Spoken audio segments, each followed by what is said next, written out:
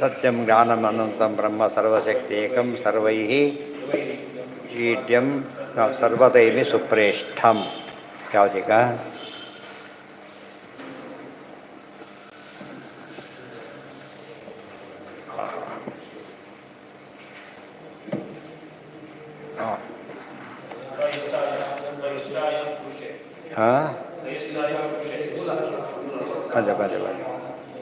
ಹಾಂ ಸಯಶ್ಚಾಯಂ ಪುರುಷೇ ಯಶ್ಚಾಸೌ ವಾದಿತ್ತೆ ಸ ಏಕಃ ಸ ಏವಂ ವಿತ್ ಅಸ್ಮಾಲ್ಲೋಕಾತ್ ಪ್ರೇತ್ಯ ಏತಮನ್ನಮಯಮಾತ್ಮಾನಂ ಉಪಸಂಕ್ರಾಮತಿ ಏತಂ ಪ್ರಾಣಮಯಮಾತ್ಮಾನಂ ಉಪಸಂಕ್ರಾಮತಿ ಏತಂ ಮನೋಮಯಮಾತ್ಮಾನಂ ಉಪಸಂಕ್ರಾಮತಿ ಏತಂ ವಿಜ್ಞಾನಮಯಮಾತ್ಮಾನಂ ಉಪಸಂಕ್ರಾಮತಿ ಏತಂ ಆನಂದಮಯಮಾತ್ಮಾನಂ ಉಪಸಂಕ್ರಾಮತಿ.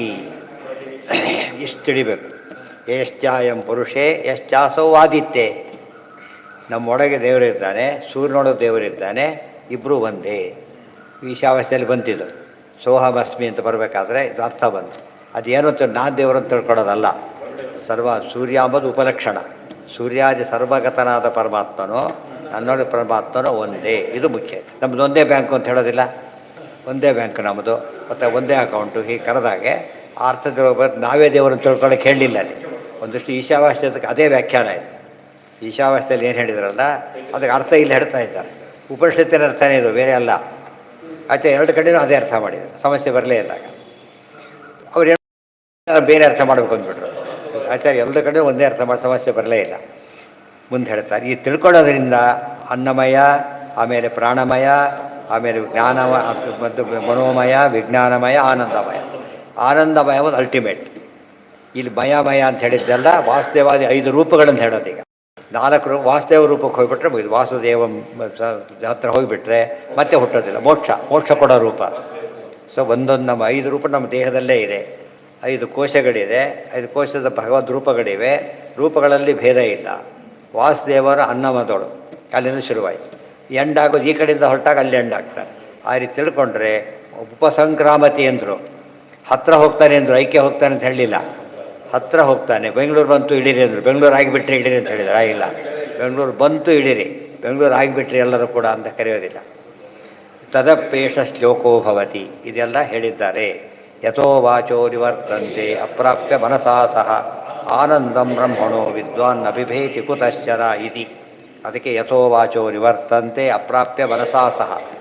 ಪರಮಾತ್ಮನ ಹತ್ರ ಯಾವ ಮಾತು ಕೂಡ ಪೂರ್ತಿ ಹೋಗೋ ಹಾಗೆ ವಾಪಸ್ ಮೇಲಕ್ಕೆ ಕಲ್ಲಿಸಿತು. ಏನಾಗುತ್ತದ ಬೇಗ ಆಕಾಶ ಮುಟ್ಟೋ ಕಲ್ಲು ಅಂತ ಹೇಗಿಲ್ವೋ ದೇವ್ರನ್ನ ಹೇಳೋ ಶಬ್ದ ಅಂತ ಇಲ್ಲ. ಅದೇನು ಮಾಡುತ್ತೆ, ಇಟ್ ರಿಟೈರ್ಸ್. ನನ್ನ ಕೈಲಾಗಲ್ಲ ವಾಪಸ್ ಬಂದರೆ ಅಷ್ಟು ಹೋಗಿದ್ದು ಸರಿ, ಅಷ್ಟೇ ಹೇಳುತ್ತೆ ಹೊರತು ಪೂರ್ತಿ ಹೇಳೋ ಶಕ್ತಿ ಯಾವ ಶಬ್ದಕ್ಕೂ ಇಲ್ಲ. ಇವ್ರೇನು ಮಾಡಿ ಯಾವುದಕ್ಕೂ ಇಲ್ಲ ಅಂತ ಹೇಳ್ಬಿಟ್ಟು ಸರ್ವಥಾವಾಚ್ಯ ಅಂದರೆ ಹೇಳ್ತೀರಿ ಯಾಕಾಗಿದೆ. ಸರ್ವಥಾವಾಚ್ಯ ಹೇಳಲೇಬಾರ್ದಾಗಿದೆ. ಏತಮ ಆನಂದಮಯ. ಹೇಳಿದವನು ದಡ್ಡ, ಕೇಳಿದವನು ದಡ್ಡ ಆಗಿಬಿಡ್ತಾನೆ. ಈ ತದಪೇಷ ಶ್ಲೋಕೋ ಭವತಿ. ಯಥೋ ವಾಚೋ ನಿವರ್ತಂತೆ ಅಪ್ರಾಪ್ಯ ಮನಸಾ ಸಹ ಆನಂದಂ ಬ್ರಹ್ಮಣೋ ವಿದ್ವಾನ್ ನ ಬಿಭೇತಿ ಕುತಶ್ಚನ ಇದೆ. ಏತಗಂ ವಾವ ನತಪತಿ ಕಿಮಹಂ ಸಾಧು ಸ ಆಕರವಂ ಕಿಮಹಂ ಪಾಪಮಕರವಂ ಇತಿ ಸ ಏವಂ ವಿದ್ವಾನೇತೆ ಆತ್ಮಾನಂ ಸ್ಮೃತೆ ಏವಂ ವೇದ ಇತ್ಯುಪನಿಷತ್. ಈ ರೀತಿ ಉಪನಿಷತ್ ಹೇಗೆ ಮಾಡಬೇಕು ಅಂದರೆ, ನಾನು ಕುರಿತೇ ತಪಸ್ಸು ಮಾಡಿ, ನಾನು ದೇವರ ಕುರಿತು ತಪಸ್ಸು ಮಾಡಿದ್ನೋ ಇಲ್ವೋ ಗೊತ್ತಾಯ್ತಾ, ದೇವ್ರ ಬಗ್ಗೆ ನಾನು ಹೇಳಿದ್ದು ಮಾಡಿದ್ನೋ ಇಲ್ಲೋ, ಪುಣ್ಯ ಮಾಡಿದ್ನೋ ಇಲ್ಲೋ, ಪಾಪ ಎಲ್ಲ ಯಾವ ಇಂಟ್ರಾಸ್ಪೆಕ್ಷನ್ ಅಂತ ಕರೀತಾರೆ. ಇನ್ನೊಬ್ಬರು ಎಕ್ಸ್ಪೆಕ್ಟ್ ಮಾಡ್ತೀನಿ ಅವನು ಇದನ್ನು ಮಾಡಿಲ್ಲ ಅಂತೇಳಿ.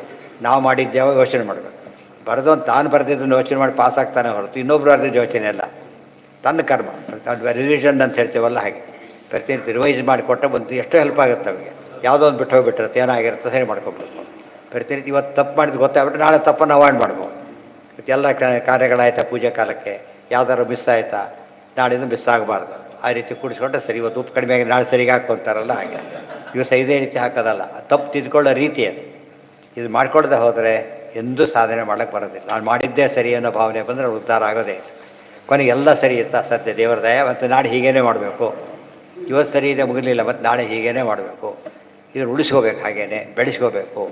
ನಾಳೆ ಇವತ್ತು ಯೋಚನೆ ಮಾಡಿ ನಾಳೆ ಹಾಗೆ ಯೋಚನೆ ಮಾಡಿದಷ್ಟು ಸರಿ ಸಹ ಮಾಡಬೇಕು. ಈ ರೀತಿ ಮಾಡೋದಕ್ಕೆ ಸಾಧನೆ ಅಂತ ಕರೀತಾರೆ, ಇಂಪ್ರೂವ್ಮೆಂಟ್ ಅದು. ಓಂ ಸಹನಾಭವತು ಸಹನೌ ಭುನಕ್ತು ಸಹ ವೀರ್ಯಂ ಕರವಾವಹೈ ತೇಜಸ್ವಿನಾವಧೀತಮಸ್ತು ಮಾ ವಿದ್ವಿಷಾವಹೈ. ಓಂ ಶಾಂತಿ ಶಾಂತಿ ಶಾಂತಿ ಶಾಂತಿ. ಗುರು ಶಿಷ್ಯರು ಒಟ್ಟಿಗೆ ಹೇಳೋ ಮಾತುಗಳವೆಲ್ಲ. ಸಹನೌ ಭವತು, ನಮ್ಮಿಬ್ಬರು ಒಟ್ಟಿಗೆ ಕಾಪಾಡಲಿ. ಸಹನೌ ಭುನಕ್ತು, ನಮ್ಮಿಬ್ಬರನ್ನು ಪಟ್ಟಾಗಿ ಪಾಲಿಸಲಿ, ಭೋಜನ ಮಾಡಿಸಲಿ. ಸಹವೀರ್ಯಂ ಕರವಾ, ಒಟ್ಟಿಗೆ ಸೇರಿ ನಮ್ಮ ಸಾಮರ್ಥ್ಯವನ್ನು ಹಾಕೋಣ. ಹೇಳೋ ಸಾಮರ್ಥ್ಯ ಅವರು, ಕೇಳೋ ಸಾಮರ್ಥ್ಯ ಇವರು. ಹೇಳಿ ಬರಬೇಕು, ಗ್ರಹಣ ಮಾಡಿ ಅರ್ಥ ಮಾಡ್ಕೋಬೇಕು. ಅದು ದೇವ್ರು ಹಾಗೆ ಮಾಡಿಸ್ಬೇಕು. ನಮ್ಮ ಕೈಲಿಲ್ಲ ಅಂತ ಹೇಳಿದ್ರೆ ದೇವರೆಲ್ಲ ಮಾಡಿಸಲಿ. ತೇಜಸ್ವಿನಾವಧಿ, ನಮ್ಮ ಓದಿದ್ದೆಲ್ಲ ತೇಜಸ್ವಿ ಆಗಲಿ, ಸಿದ್ಧಿ ಬರಲಿ ಅಂತ. ಸುಮ್ಮನೆ ಓದೋದು ಬಿಟ್ಟ ಉಪಯೋಗ ಇಲ್ಲ. ವಿದ್ವಿಷಾವ, ನಮ್ಮಲ್ಲಿ ಶತ್ರು, ನಮ್ಮಲ್ಲಿ ದ್ವೇಷ ಬರ್ಕೊಡೋದು. ಓಂ ಶಾಂತಿ ಶಾಂತಿ. ಮೂರು ಶಾಂತಿ ಯಾತಕ್ಕೆ ಅಂದರೆ, ಒಂದು ಶಾಂತಿ ಆದಿದೈವಿಕ, ಆದಿಭೌತಿಕ, ಆಧ್ಯಾತ್ಮಿಕ. ಅಂದರೆ ಮೂರು ಆಪತ್ತುಗಳು ಪರಿಹಾರವಾಗಲಿ ಅಂತ ಹೇಳೋದಕ್ಕೆ ಮೂರು ಶಾಂತಿ ಅಂತ. ಇನ್ನು ಮೇಲಿಂದು ಮಧ್ಯದ್ದು ಕೆಳಗಿನ ಮೂರು ಆಪತ್ತುಗಳು ಅನೇಕ ರೀತಿ ಅರ್ಥ. ಹಿಂದಿಂದು ಮುಂದಿಂದು ಮುಂದೆ ಬರ್ತಕ್ಕಂಥದ್ದು ಅನೇಕ ಅರ್ಥ. ಪ್ರಧಾನವಾಗಿ ಒಂದು ಅರ್ಥ. ಆ ಅರ್ಥ ಪ್ರಧಾನವಾಗಿ ಬಿಡೋದು ಎಷ್ಟು ಬೇಕಾದ್ರೆ ಮಾಡೋದು, ಅದನ್ನು ಬಿಟ್ಟು ಬೇರೆ ಮಾಡೋಂಗಿಲ್ಲ. ಆಮೇಲೆ ಯತ್ಪ್ರಸಾದಾತ್ ಸ್ವರೂಪಾಪ್ತಿ ಬ್ರಹ್ಮಾದೀನಾಂ ಸಮಂತತಃ ಸವಿಷ್ಟು ಸರ್ವಜೀವೇಶು ದೇವೇಶು ಚ ಸ್ಥಿತಃ ಏಕಏವ ಮಹಾಯೋಗಿ ನಿರ್ವಿಶೇಷೋ ಅಖಿಲೈರ್ಗುಣೈ ಸರ್ವೋತ್ತಮಸ್ಸ ಪೂರ್ಣಶ್ಚ ತಮೇವಂ ವೇದ ಯಃ ಪುಮಾನ್ ಜೀವಾಂಶ್ಚ ತಾರತಮ್ಯಸ್ತಾನ್ ಸಗಚ್ಛೇತ್ ಪಂಚರೂಪಿಣಂ ವಿಷ್ಣುಮ್ನ ಪುಣ್ಯಪಾಪೇ ಚ ತಸ್ಯಾನಿಷ್ಠೇ ಕದಾಚನ ಪ್ರಿಯಾಪ್ರಿಯೇಷು ತಜ್ಞಾನಿ ಯಾಸ್ಪೃಣೋತಿ ಯತೋ ನೃಷು ಅಗೋಚರಂ ವಾಗ್ಮನಸೋ ಅನಂತ್ಯಾತ್ ಪುರುಷೋತ್ತಮಂ ಜ್ಞಾತ್ವಾ ಮುಕ್ತಸ್ಯ ಭೀರ್ನೈವ ಕುತಶ್ಚನ ಭವಿಷ್ಯತಿ ಇತ್ಯಾದಿ ಯಜುಸ್ಸಂಹಿತಾಯಾಮ್. ನಾಳೆ ಅದರ ಅರ್ಥ ಇದಿಷ್ಟು ಕೂಡ. ಸರ್ವೇಂದ್ರಿಯ ಪ್ರೇರಕೇಣ ಪ್ರಾಣಪತಿ ನೇಮಿತಃ ಯದವೋಚ ಮಹಾಂತೇನ ಕಮಲಾಲಯ.